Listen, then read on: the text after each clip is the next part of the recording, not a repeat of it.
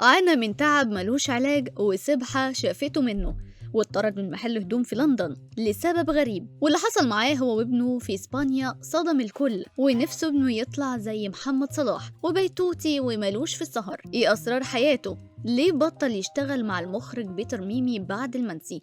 يلا بينا نعرف التفاصيل كاملة في الفيديو ده، خليكم متابعين معايا. أمير كرارة يا عيني عليه بجد، قعد سنة كاملة يلف على الدكاترة جوه مصر وبره مصر لأنه كان بيعاني من تعب صعب قوي، وهو إنه بيحس بدوخة في راسه من ورا، وبيقول أول ما بتيجي الدوخة أنا خلاص مش شايف ومش مستحملها. وكل الدكاترة مش عارفين إيه سبب الدوخة دي، ومش لاقيين علاج ليها خالص ولا قادرين يلاقوا أي حل ليها، لحد ما الدنيا ضاقت بيه. فجاه في باله الداعية مصطفى حسني، اتصل عليه اتفقوا على ميعاد واتقابلوا، وحكى له على اللي بيحصل له. فرد مصطفى عليه وقال له الله جميل. استغرب امير، ايوه يعني وبعدين؟ بقول لك انا تعبان، حاسس ان في حد مكلبش في دماغي من ورا. قال له سهله، هديلك العلاج اللي هيخليك زي الفل، بس اهم حاجه ما تكلمنيش خالص غير بعد شهر. خد السبحه دي وكل يوم خد 3000 حبايه منها. قال له يعني ايه؟ قال له يعني سبح عليها لا اله الا الله 3000 مرة، وكل لما تحس بالتعب اعمل كده. أمير سمع كلامه وفضل شهر على الحال ده لحد ما ربنا شفاه وبقى كويس،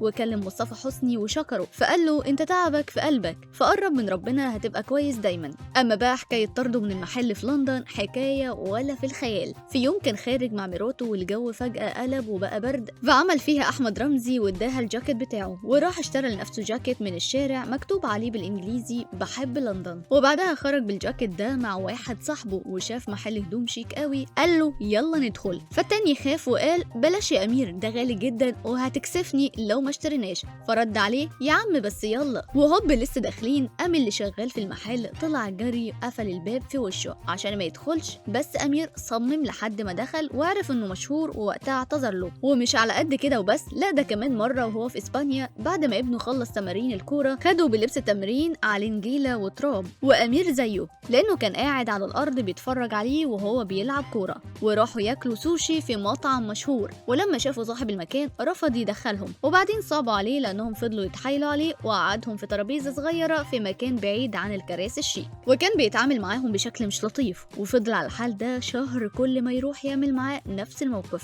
وفي يوم امير وهو داخل المطعم لقى ناس سعوديين، واول ما شافوه قاموا جريوا وسلموا عليه واتصوروا معاه. فاتصدم صاحب المحل وسأل مرات امير هو مشهور؟ قالت له اها وسكتت. فدخل جاب الشيف اللي شغال معاه وهو من المغرب، قال له تعالى شوف من ده.